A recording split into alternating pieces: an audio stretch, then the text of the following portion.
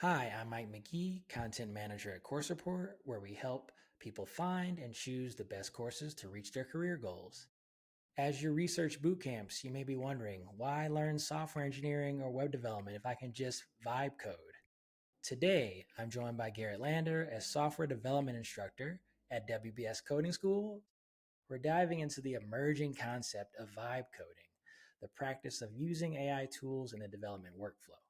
Garrett will share how he teaches students to leverage tools like GitHub Copilot while maintaining strong fundamentals, when AI should and shouldn't be relied upon, and how WBS Coding School prepares students for AI enhanced workplaces without losing sight of what it means to truly understand code. Welcome, Garrett. Thank you, Mike, and thank you for the introduction. Definitely. Pleasure to have you. Excited to dive in. All right. First question. How do you define vibe coding for WBS Coding School students? Yes, so vibe coding itself was actually coined in a tweet by Andrej Karpathy, who was a co-founder of OpenAI. And basically, in this tweet, he described like letting the vibes take over and just, copy pasting and letting the LLMs handle everything. And so basically, what he's describing is rather than using our traditional technique of writing code in a programming language to build an application, rather you use human language to describe what you want, and then the LLMs kind of magically handle the actual coding part of it. So in short, you describe it and it magically appears, is the idea. Understood. So, what does that vibe coding workflow look like in practice? What tools do you suggest for vibe coding? So it can exist like anything, right, on a spectrum. So you can go full vibe coding where you just open up your tool like Lovable or something else, and you just use the chat interface, you describe what you want, and then, a bug comes up, the little button that says debug this, and you just purely let the vibes take over. Of course, that can exist on the side of you are writing most of the code, right, and then just using generative AI as more of an assistant to help you along the way. So anywhere in that spectrum, though, the flow is going to look similar.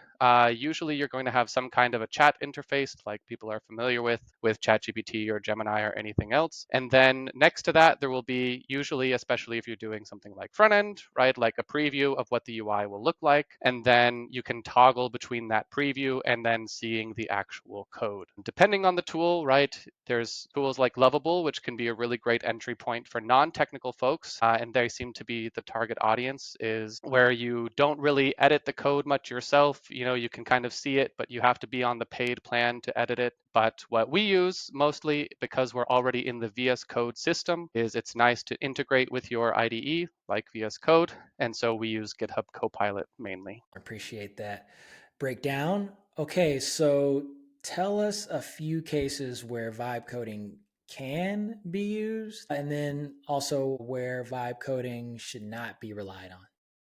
So vibe coding is perfect for weekend projects, right? Just when you want to build something for fun, there's no real stakes. You just want to play around and practice. And that is exactly the use case that's described by Andre in the original tweet. It's also really fantastic for quick prototyping. You can go from like idea to prototype in minutes.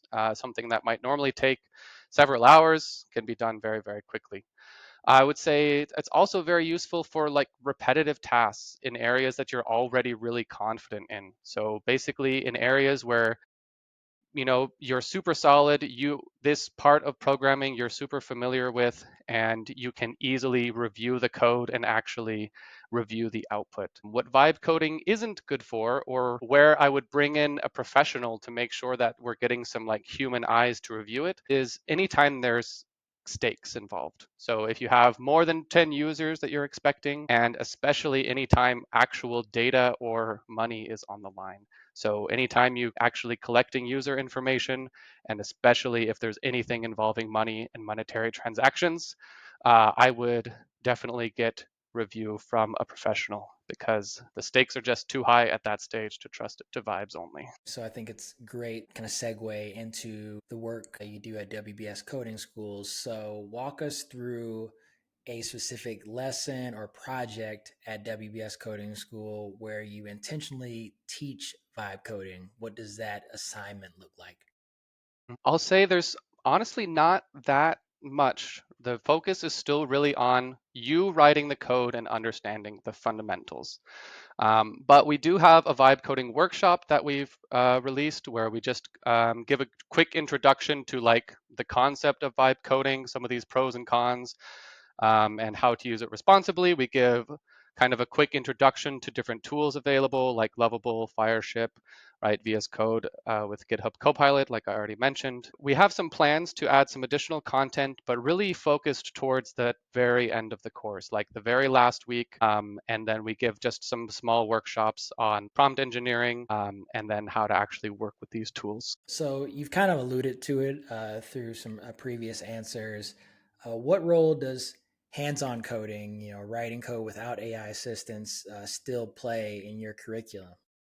Yeah, I mean that's still the bulk of it, right? Like, the this idea that AI or vibe coding is going to replace engineers is, I think, maybe a dream for the far off future, but the reality currently is that, again, anytime there's anything with stakes involved, you just can't trust what the LLMs are outputting.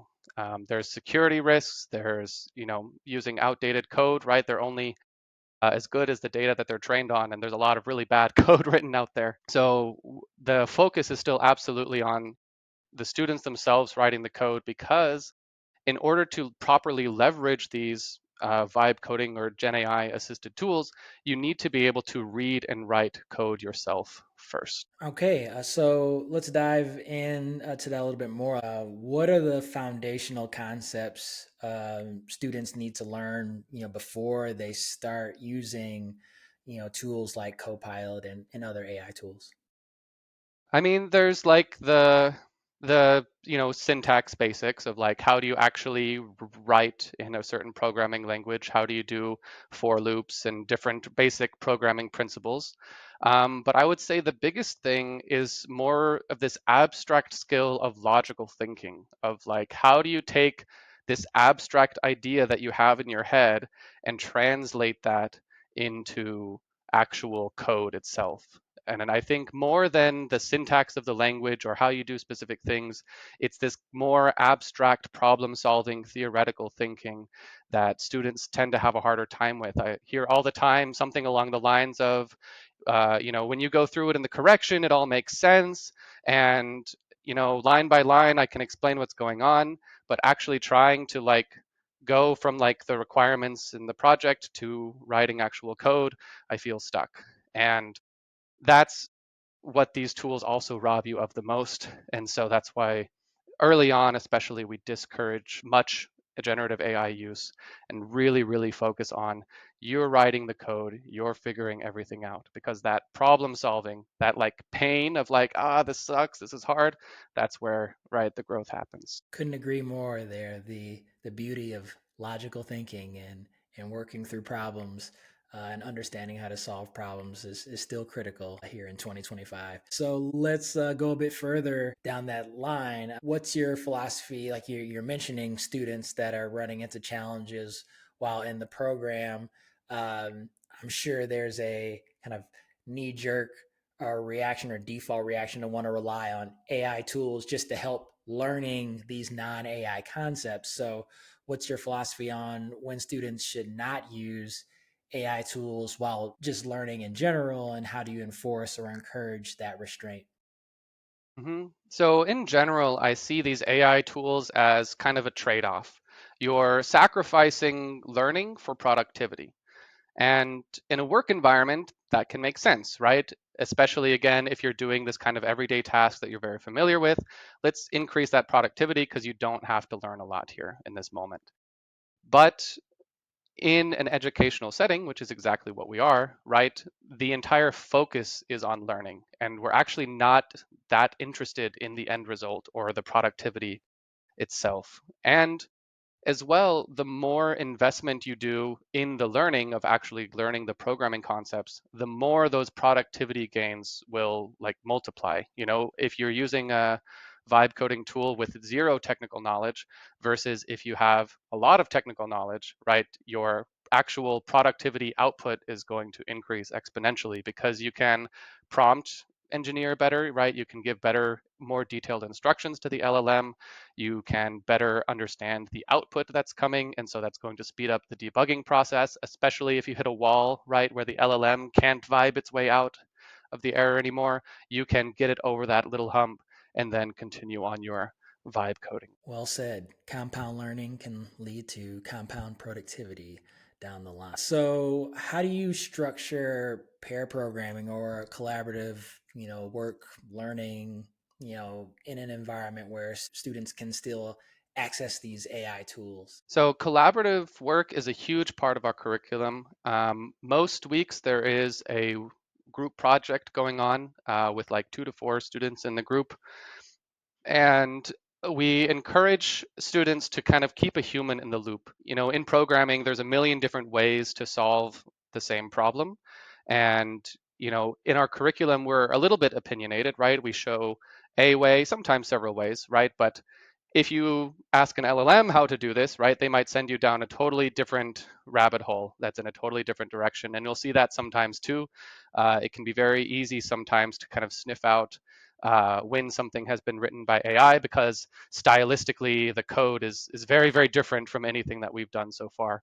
And usually, what I tell students is to keep a human in the loop. So either reach out to your group mates or even better, an instructor to kind of help give you some guidance, some nudges, and get out of these like AI rabbit holes that students kind of find themselves in. Got it. Got it. So, how do you, ensure students develop this deeper kind of mental model of software again, rather than the maybe knee jerk default reaction of, generating this AI working code without understanding it? Is there a specific way at WBS school that you kind of really ingrain that students, understand this? Yeah, I mean, we of course from the beginning encourage it. We have kind of a, I like to call it like a harm reduction model, where we recognize like the AI tools are out there. We're not going to tell you not to use them, but they have really nice like assisted learning or like study modes, like ChatGPT and Gemini and others. So we encourage that if they're going to use it to like again help with their studying process because those I've played around with them a bit. I feel like they're actually pretty good. These like guided learning type modes, where instead of just like spoon feeding you the answer, they still require a certain level of engagement. We also really, really, really discourage letting the AI write the code for you. Like more common is use it for debugging, but again, unless you're at the very, very end of the course and starting to work more independently, you want to be writing as much code yourself as possible. And so techniques like, of course, pseudocode of like breaking down your big task and writing comments, right, can help again be that like logical bridge. As well, the classic like break it up into small tasks. You're like, okay, I want to build an app that allows me to, have full CRUD operations. You start, what's the very first thing I need? Okay, I need to be able to, read the information, which means I need to do this, right? Break it down into as small of task as possible. It sounds like WBS Coding School has a lot of guardrails and proper learning structures set up, to ensure student success. Even with all of that attention and guidance to help students properly understand coding fundamentals, have you noticed students becoming demotivated, by the assumption that like, well, AI can do this, so why do I need to learn it? And if that happens in the program, how do you address that? Yeah, I feel like it's less the feeling that like AI can do this, so why do I need to learn it? But rather there's this very tempting thing here to reach for. Like I talked about, right? That discomfort is where the growth is, but it's uncomfortable. And so it's very, very tempting to reach for this magic box that has all of the answers and that can save all of the work. And I try to tell my students with projects and exercises that you're not going to finish it 100% every time. And I would much rather you have a partially completed project or exercise that you wrote completely by yourself rather than a finished one that was written by AI. Right. So it's very fast paced, these courses. And so I try to take a little bit of that pressure off that I think, especially in like Western cultures, is there of like, this needs to be perfect, this needs to be amazing, because again, we're not result oriented, we're process oriented. We don't care if the end doesn't look that great. We care about the steps you took along the way. I love that. Yeah, process over results, especially in a learning environment where you're truly trying to understand the how to do this versus just the what you're doing and what you're producing there. So this has been a recurring theme, throughout our conversation. Students learning AI tools, being assisted by AI, and as you mentioned at the beginning, the AI is only as good as the data that it's being fed. And there can be lots of bad data out there, which can result in the LM just making things up. So when you're in a learning environment where students come in not knowing and have to go through that discomfort to get that growth, how do you help students develop the judgment around like really discerning, is this correct, is this the right code, right process to go about building this feature, this app? Yeah, I mean, for anything factual, verify, verify, verify. And, if you're again in that like AI conversation, you can always ask for links to the resources. I'm always an advocate for going to the official documentation and using that because, I mean, reading documentation itself is a skill that comes over time. And the more you practice it, the better it gets. But yeah, I think those would be the two main things is that you just anything factual you cannot trust from an LLM because yeah, hallucinations happen and they happen with the exact same amount of confidence that really good factual information comes out. And so if there's anything that like that you're unsure of, you can always check. And I mean, we have a ton of internal resources just from our own learning management system, but as well, we also often have external links to documentation or even tutorial articles that we found particularly useful, just so that there's a large body of information that they can refer to without needing to go to something that's unverified. Extremely helpful there. Okay, final question. Transitioning from the learning environment to the work environment, and the goal, I'm sure at WBS school or coding school, is to properly teach these fundamentals, but also prep them for that transition into the workplace. So how do you balance preparing students for workplaces where AI is a standard tool or just a standard piece of their stack, but ensuring that they can code independently and understand those fundamentals in a workplace environment? So we do a go over prompt engineering, which in and of itself is a skill. It can be like a huge difference in the quality of output you get from the LLMs. Um, But the focus, of course, is still writing as much code yourself as possible. Because as I've said already, right, those gains from learning the programming concepts are just going to multiply when you start in bringing LLMs. We also, though, give students the opportunity to practice reading code, which is a similar but distinct skill from writing code, right? See an existing code base and be able to understand what's going on so that you can start working on it.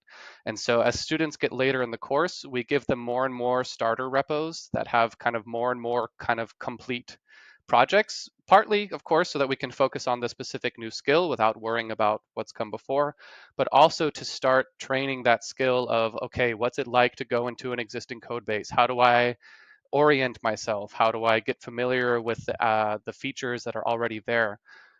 Which is also important for if you're vibe coding because that's what you're doing, right? You're doing code reviews if you're working with an AI assistant.